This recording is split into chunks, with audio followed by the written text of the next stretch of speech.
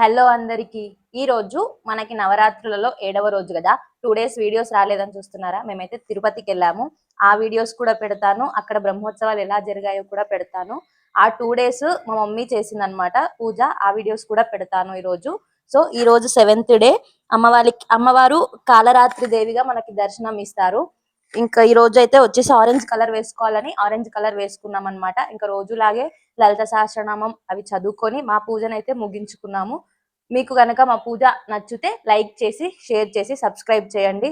అలానే గద్వాల్ వాసవి మాత గుడిలో ఏం అలంకారం చేశామనేది కూడా ఈ వీడియో లాస్ట్ లో యాడ్ చేస్తాను, చూసేయండి. Thank you. జై వాసవి, జై జై వాసవి.